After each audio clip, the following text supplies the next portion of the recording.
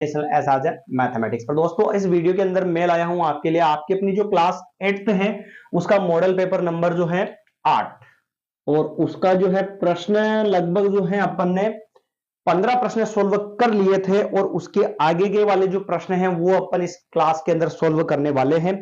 कोशिश ये रहेगी कि एक ही क्लास में समाप्त हो जाए, पर अगर नहीं रहेगा तो फिर अगली जो क्लास आएगी उसके अंदर 5 प्रश्न करेंगे और इस क्लास के अंदर भी अपन जो क्या करने वाले हैं 5 प्रश्न करने वाले हैं। तो दोस्तों जल्दी से जुड़ जाइए और अगर आप पुरानी क्लासेस नहीं देखी हैं आपने तो वो भी जाकर जरूर देखें। पहले इस क्लास को समाप्त करें, वीडियो को स्किप ना करें और क्लास अच्छी लगे तो अपने जो भी दोस्त हैं, अपने मित्रगण जो भी साथी हैं उन सभी को यह क्लास शेयर जरूर कीजिएगा ताकि उनको भी जो है घर बैठे इस वीडियो का क्लास का लाभ मिल सके। ठीक है भाई, चलिए अपन शुरुआत करते हैं क्लास की। कोई भी दिक्कत होती है अगर आपको तो आप कमेंट कर सकते हैं कि आपको कहां पर समझ में नहीं आया है। बात करें अपन प्रश्न की, चलिए प्रश्न यह कहता है कि आलेख बनाइए। इस सारणी का आलेख बनाना है और फिर आलेख से 2500 रुपए का वार्षिक ब्याज ज्ञात करना है और 2280 रुपए प्राप्त करने के लिए कितना धन जमा करना होगा यह हमें पता करना है। बात करें, लीजिए सोल्व कर लेते हैं इसको। कैसे करना है तो सबसे पहले तो आपको ध्यान रखना आलेख बनाने के लिए अपन क्या करेंगे, ग्राफ में ऐसे लाइन रहेगी तो अपन लाइन खींचेंगे पेंसिल की सहायता से और इधर भी लाइन खींच देंगे पेंसिल की सहायता से। ठीक है भाई, कंप्लीट। इस वाली लाइन को अपन बोलते हैं एक्स अक्ष और इस वाली को अपन बोलते हैं वाई अक्ष। कंप्लीट।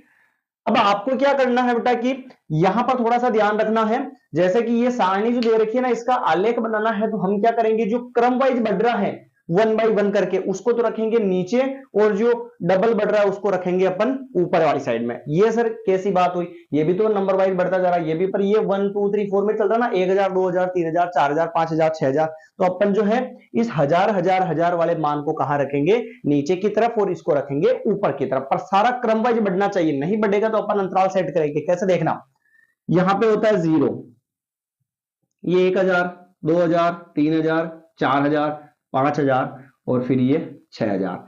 इधर बनाते जाओ डिब्बे सेम टाइप के। ठीक है भाई, इधर मैं लिखूं 1000 2000 3000 4000 5000 6000। इधर लिखूंगा मैं, ये भी देखो नंबर वाइज ही बढ़ रहा है भाई, 80 160 240, ये भी क्रम वाइज ही बढ़ रहा है तो इसको भी सेट करने की जरूरत नहीं है, कंप्लीट वैसा का वैसा ही लिख दो। 80 240 फिर 320 और फिर आ जाएगा 400। ये आया क्या समझ में भाई, ये जो अंतराल लिखा मैंने वो आ गया क्या, कोई दिक्कत नहीं है इसमें, तो केवल अपन ने अंतराल लिख दिया। थोड़ा सा 2 मिनट वेट करना ना भाई, थोड़ा सा क्लियरिटी को अपन सेट कर लेते हैं।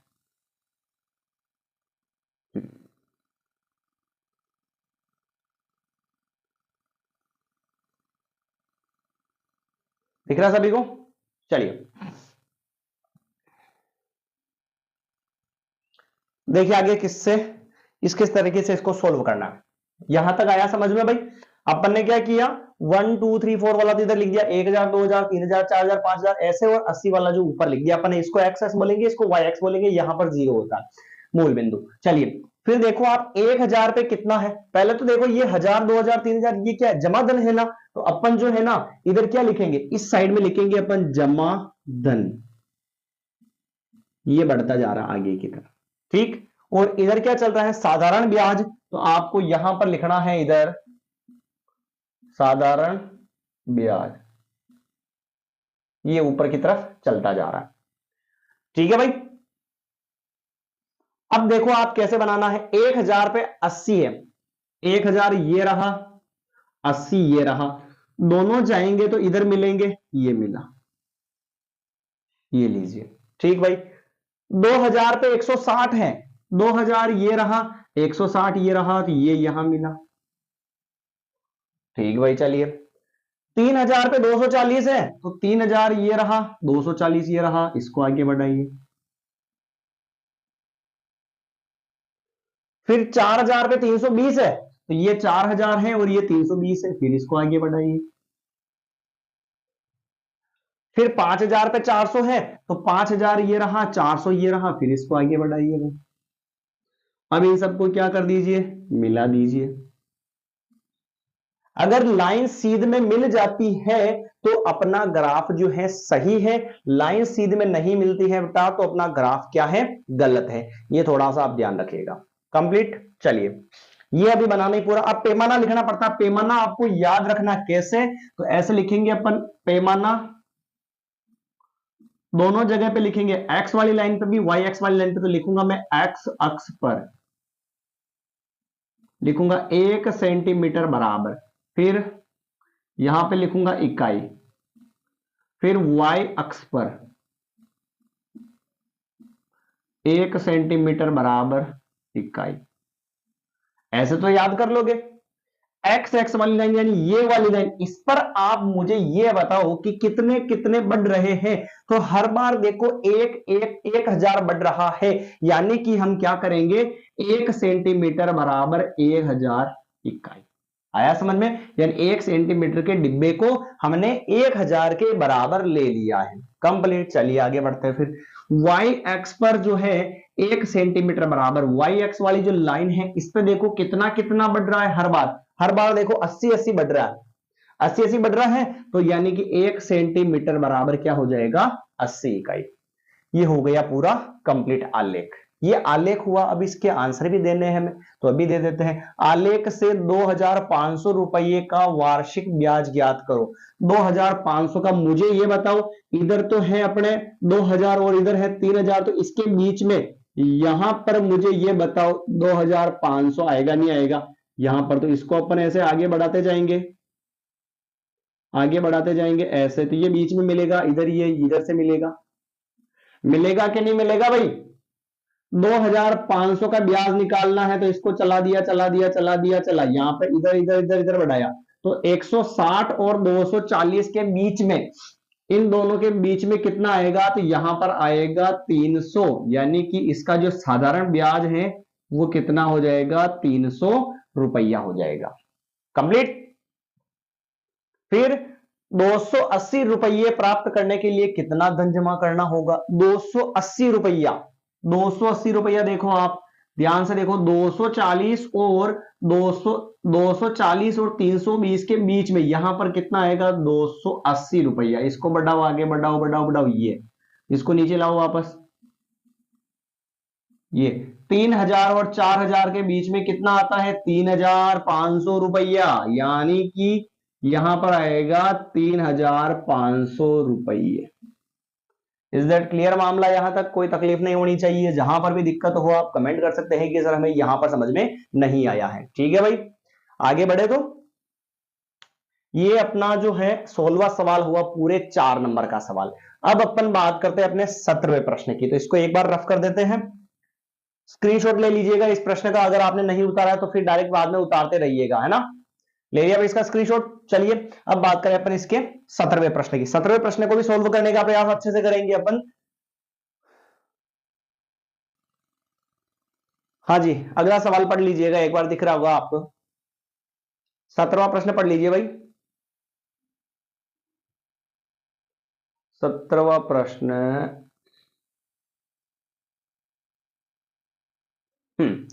एक विद्यालय में 500 विद्यार्थी हैं। पीटी के अभ्यास के लिए उन्हें सरल रेखा में खड़ा किया गया है, तो पंक्तियों की संख्या कॉलम की संख्या के समान रहे तो इस व्यवस्था को बनाने में कितने विद्यार्थियों को बाहर जाना पड़ेगा।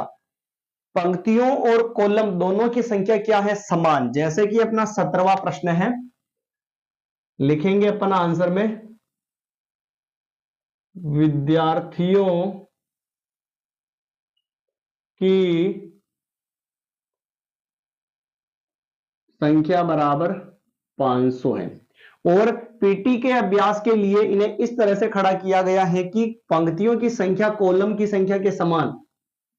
पंक्तियों की संख्या बराबर किसकी संख्या है, कॉलम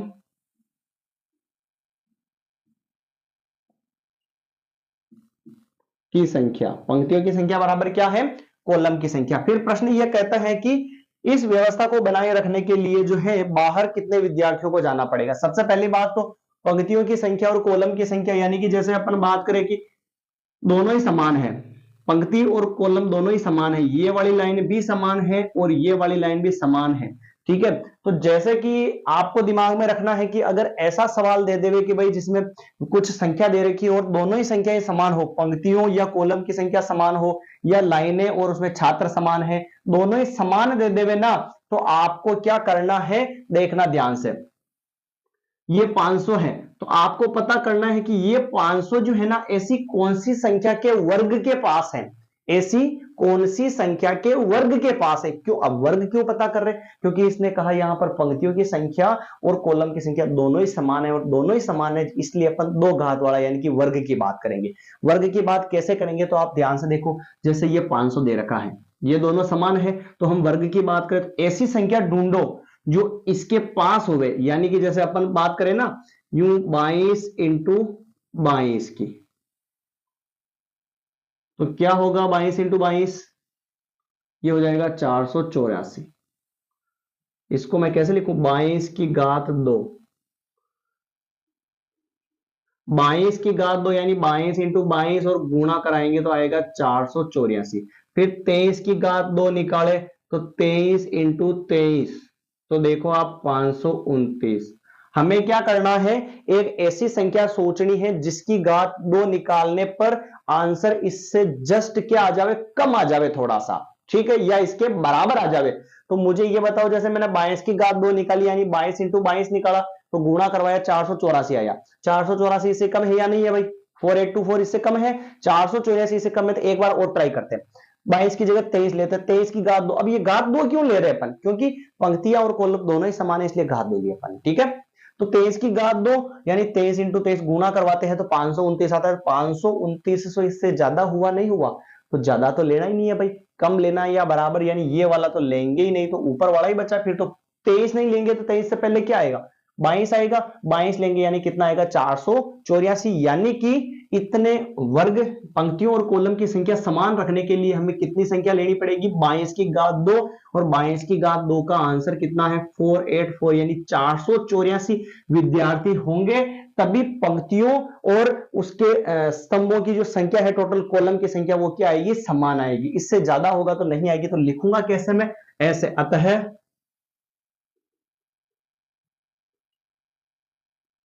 बाहर जाने वाले विद्यार्थी बराबर 500 में से इस 484 को घटा देंगे। क्यों सर, 500 विद्यार्थी कुल हैं जिनमें से 484 विद्यार्थी तो चाहिए पंक्तियों और कॉलम को सेम रखने के लिए, तो इसको घटा देंगे, तो बाकी बचे हुए विद्यार्थी कहां जाएंगे, बाहर जाएंगे। तो घटाया तो आंसर कितना आया सर, 16 आया। कंप्लीट, तो यानी 16 विद्यार्थी कहां चले जाएंगे, बाहर चले जाएंगे।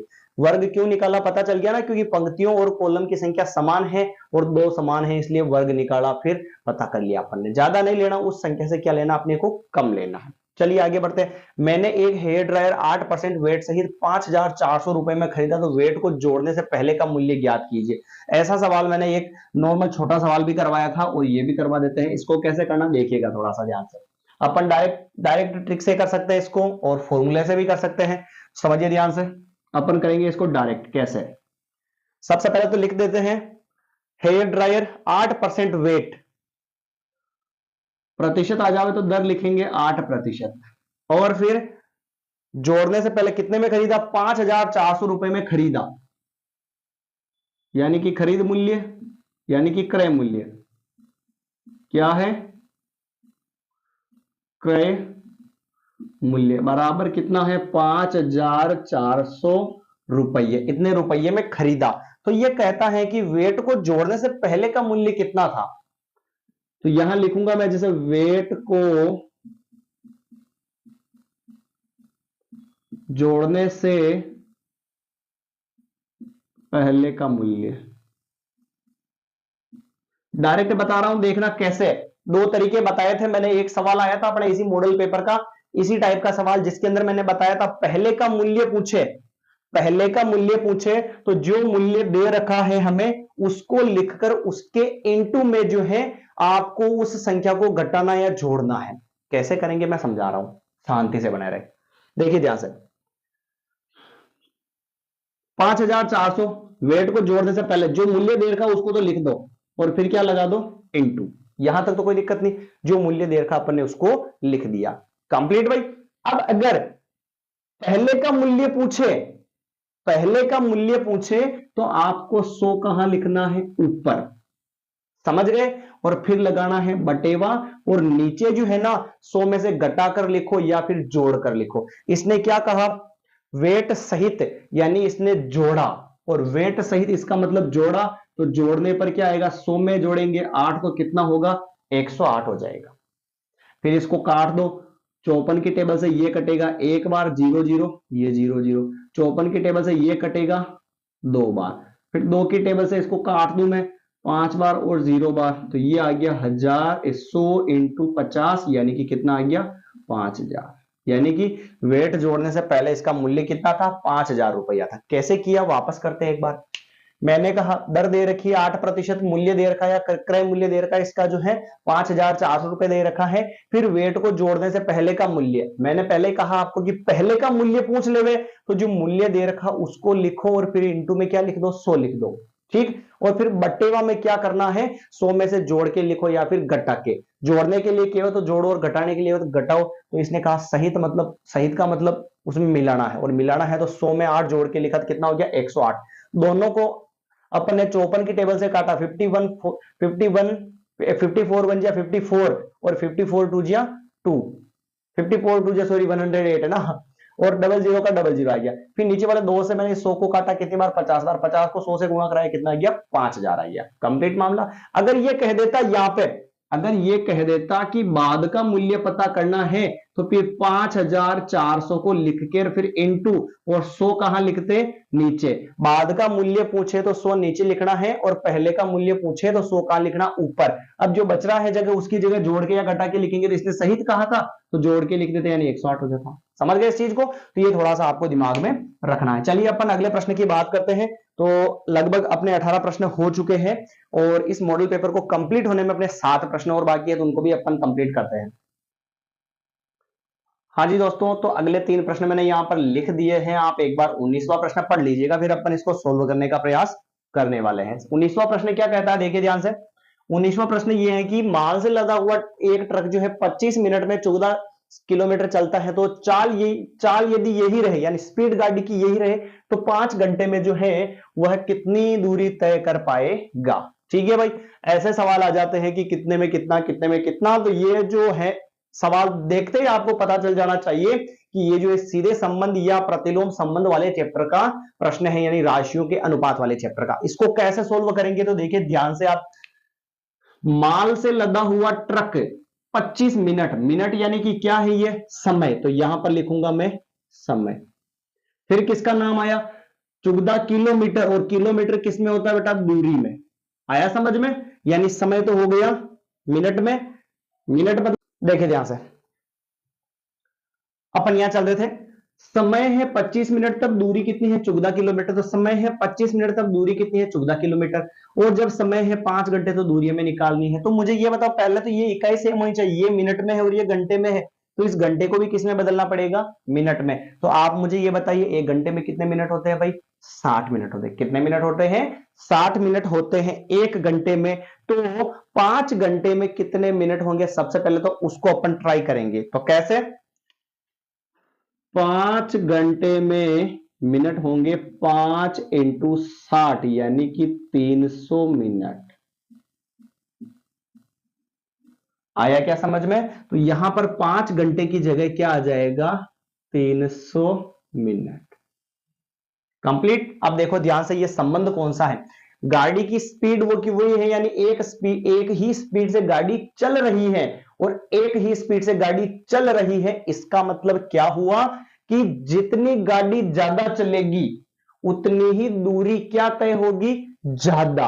और जितनी गाड़ी हम कम चलाएंगे, यानी कि यूं समझो कि जैसे हमें दूरी का मतलब बहुत दूर जाना है, जितना ज्यादा दूर जाना पड़ेगा उतना समय क्या लगेगा, ज्यादा। और जितना ही हमें पास वाली जगह जाना पड़ेगा उतना ही टाइम भी क्या लगेगा, कम। यानी ये कम तो ये भी कम, ये ज्यादा तो ये भी ज्यादा। इसका मतलब यह जो है कौन सा संबंध हुआ, यह सीधा संबंध है। और सीधा संबंध होता तो कैसे सोल्व करते हैं, डायरेक्ट उसको वैसा का वैसा ही लिख देते हैं। मिनट मिनट हो गया ना अब तो 25 बटेवा तो 300 यानी बराबर में क्या आएगा, चुगदा और बटेवा में x। वज्र गुणा करवा लेते हैं तो x तो गुणा होगा 25 से, 25 इंटू एक्स, फिर ये गुणा होगा इससे, तो बराबर में 300 इंटू चुगदा। आया क्या समझ में? इसको इससे गुणा करा दिया, इसको इससे गुणा करा दिया। x का मान निकालना है तो इंटू वाले 25 को कहां भेज देंगे अपन, बटेवा में। तो x बराबर 300 इंटू चुगदा और बटेवा में जो है चला जाएगा 25। दोनों को काट देवे यहां पे। कैसे काटू मैं, 5 से काटू, 5 से काटा 25 को 5 बार, इसको काटा 6 और 0 का 0, फिर 5 से काटा इसको मैंने 12 बार।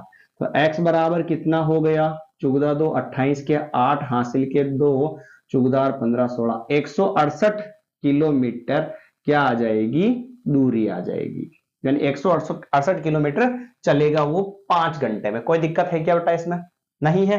समय की जगह समय उतारा, दूरी की जगह दूरी उतारी और घंटे को मिनट में बदल के लिख दिया। जितनी दूरी कम चलेगी, हमें जितना कम दूर जाना है उतना ही टाइम भी कम लगेगा। यानी ये कम है तो ये भी कम, और जितना ही ज्यादा दूर जाना है हमें, जितना ही ज्यादा दूर जाना है हमें, तो समय भी हमें क्या लगेगा बेटा, ज्यादा लगेगा। और ये बढ़ रहा तो ये भी बढ़ रहा है, इसलिए ये कौन सा संबंध हो गया, सीधा संबंध। सीधे में इसको इसके नीचे लिखते हैं और इसको इसके नीचे वैसा ही उतार देते हैं। फिर वज्र गुणा करवा दिया, ये आ गया, इंटू वाला 25 चला गया, बटेवा में दोनों को काटा और गुणा कराया तो 168 आ चुका है। ठीक भाई, लीजिए ये सवाल भी अपना हो चुका है 19वां। अब बात करते हैं अपन इसके 20वें प्रश्न की, समझिएगा ध्यान से।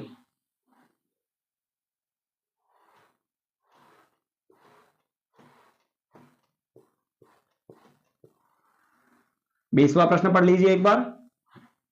20वां प्रश्न ये कहता है कि a प्लस बी और 2a माइनस 3b प्लस सी माइनस, इसको जो है सरल करना है, इसका मान निकालना है। a प्लस बी, फिर 2a माइनस 3b, फिर प्लस सी और माइनस 2a माइनस 3b और ये c। देखो आप ध्यान से, एक बार तो ये a इससे गुणा होगा, a into 2a minus 3b plus c. एक बार ये b भी इससे गुणा होगा, तो b के आगे प्लस है तो ये plus b into 2a minus 3b plus c. Complete. ये ए बी इससे गुणा हुआ तो लिख दिया इंटू में, बी भी इससे गुणा हुआ तो लिख दिया इंटू में, फिर माइनस से भी गुणा कराओ अंदर देखो, ये सी इससे गुणा होगा, सी इससे गुणा होगा 2ac हो जाएगा, और माइनस भी अंदर गुणा हुआ तो माइनस हो गया, फिर माइनस माइनस गुणा होगा तो क्या होगा, प्लस, और इस सी को इससे गुणा कराऊंगा तो क्या होगा, 3bc हो जाएगा। आया क्या समझ में? चलिए आगे बढ़ते हैं। ए को इससे गुणा कराएंगे तो 2a का स्क्वायर, फिर माइनस का माइनस, ए को इससे गुणा कराएंगे तो 3ab हो जाएगा, फिर प्लस का प्लस, ए को गुणा कराएंगे सी से तो क्या हो जाएगा, ac हो जाएगा, फिर प्लस का प्लस, बी को इससे गुणा कराएंगे तो 2ab हो जाएगा, और फिर बी को इससे गुणा कराएंगे माइनस का 3b स्क्वायर हो जाएगा, और प्लस बी को सी से गुणा कराएंगे तो क्या हो जाएगा, bc हो जाएगा, और माइनस का 2ac चल रहा है और 3bc भी चल रहा है। देखो आप ध्यान से, एक की घात 2 कहीं पर है क्या, और नहीं है भाई, तो 2a स्क्वायर को वैसा का वैसा ही रहने दो। ए बी, ये ए बी, और कहीं पर भी ए बी नहीं, ये ए बी है और ये भी ए बी है, पर ये प्लस का ए बी है और ये किसका, माइनस का। तो एक माइनस का और एक प्लस का हो तो क्या होती है बाकी, तो 3ab में से 2ab जाएगा तो 1ab आएगा। 1 लिखना जरूरी नहीं है, और 3 वाली संख्या बड़ी और उसके पहले माइनस, तो इसलिए क्या आ गया, माइनस। फिर AC, और इधर भी देखो आप क्या है, AC, पर इधर माइनस का, इधर किसका है, प्लस का। आगे कुछ नहीं, एक मानेंगे तो बाकी करेंगे तो 2AC में से एक AC जाएगा तो कितना बचेगा, एक AC बचेगा। एक लिखना जरूरी नहीं है, बड़ी संख्या माइनस की थी तो क्या लगा दिया, माइनस लगा दिया। फिर 2AB, इसको सोल्व कर लिया, b स्क्वायर, ये माइनस का 3b स्क्वायर, इसको अपन ने पहले सोल्व कर लिया ना इसके साथ में, इसलिए छोड़ दिया इसको। फिर BC और 3BC, कुछ नहीं है, मतलब यहाँ पे क्या समझेंगे, एक BC प्लस का और 3BC प्लस का कितना हो जाएगा, 4BC प्लस का हो जाएगा। तो ये लीजिए अपने आंसर यहाँ पे आ चुके हैं। अब ना ही तो कोई जुड़ रहा है और ना ही कोई कट रहा है। ठीक भाई, तो ये हो चुका है अपना 20वां प्रश्न है। अब अपन बात करते हैं अगले 21वें प्रश्न की। 21वां प्रश्न भी देख ही लेते हैं, फिर बाकी के 4 प्रश्न जो बचेंगे उसको अपन अगली क्लास के अंदर फिनिश कर देंगे।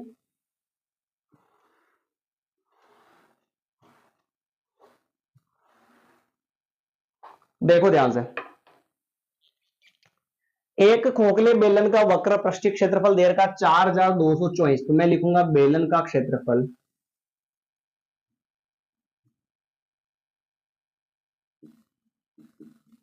4224 सेंटीमीटर स्क्वायर। फिर दे रखा है इसे इसकी ऊंचाई के अनुदिश काटकर 33 सेंटीमीटर चौड़ाई की एक आयताकार चादर बनाई जाती है। भाई एक बेलन था,